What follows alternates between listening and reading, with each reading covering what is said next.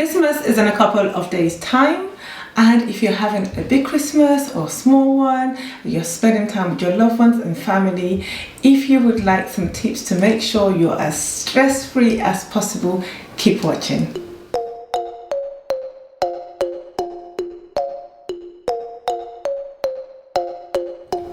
Hello and welcome back to my channel. My name is Adeola Mosaku, and on my channel I do talk about organizing, I do review products, and I do talk about things that could put money back into your pocket. In today's video we're going to be looking at things to keep us organized on Christmas Day. So without any further ado, let's get right into it.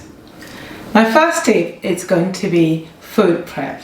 The more you can get done the day before, the better the next day was going to be for you. So for example, if you have your veggies, say your parsnips, potatoes and carrots for example, you can boil them the day before, season them, put them in the fridge, so the next day on Christmas Day all you're going to do is just put them in the oven and roast them. So I think that would really help. For those of you who like jollof rice like I do, if you're going to be cooking jollof rice, I would say the day before is fine, so the next day all you're doing is roasting it, is warming it. So I think those little kind of preps will go a long way for the next day.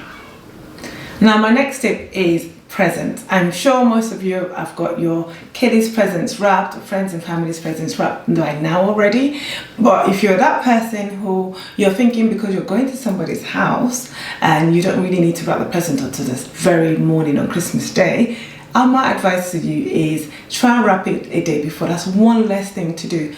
I know all you need to do is get yourself ready and get out the door, but at least it's one less thing for you to do on Christmas Day. And also if you're having guests coming around and you're thinking, oh, I'll wrap it in the morning, or I'll wait for all the kids to go to bed before I wrap it, or Christmas Eve, don't do that. Wrap it a day before or a couple of days before. It means you've got free time on Christmas Day.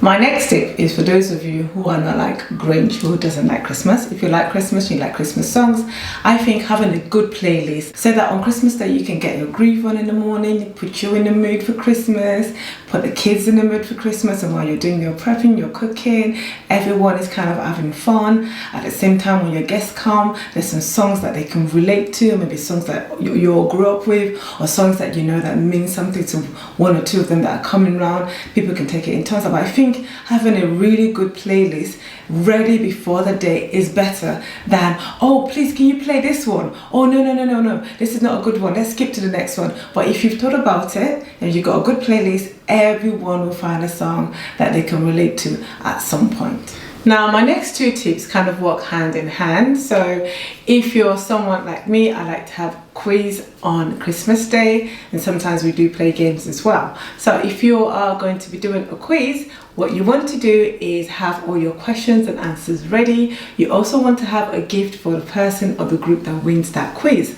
I think if you have all that organized before Christmas Day, that will make things a lot easier. The next one, which is games, would also be good if you have a present for whoever wins that game, or a group of them that wins that game. But better still, if you know the rules of the game, or if you've read the instructions for the game, that would really help a day before Christmas or anytime before Christmas, so that on Christmas Day, that's one less thing to do about reading the instruction on how to play the game. That's already sorted beforehand. So I think that would help a lot.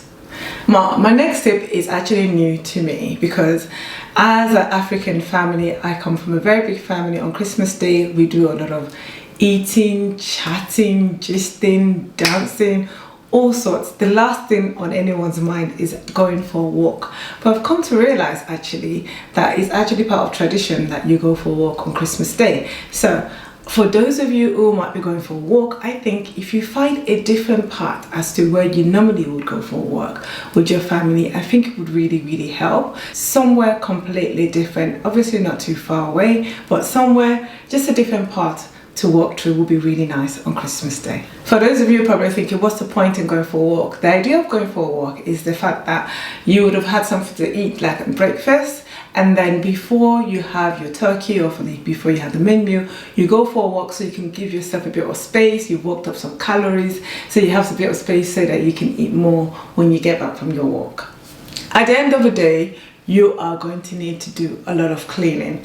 As for me, this is what works for me. I'm not sure if it works for everyone out there, but for me, I feed off the energy of people around me, so I like to clean while they're still there. So for me, it doesn't feel like I'm doing too much cleaning. I might not be able to clean the whole house down, but when people are there to finish eating, I find it a lot easier to get cleaning as I'm going. I can still interact. I still feel like I'm entertaining. I still feel like I'm still included in the conversations. So that makes it a lot easier for me to get cleaning, just even if it's just surface cleaning, so that the house is not completely in the tip when they do go. So I find that a lot easier to do.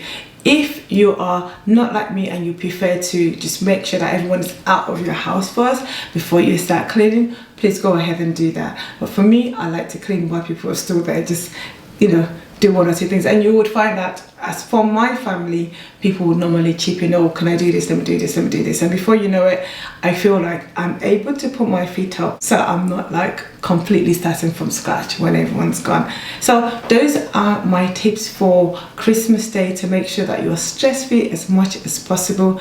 If you've liked anything I've mentioned so far, go ahead and give us the thumbs up. And if you haven't subscribed already, go ahead and subscribe. And don't forget to hit the bell next to it. It means when I bring out a new video like this, you will get notified for it. Thank you so much for watching, and have a lovely Christmas.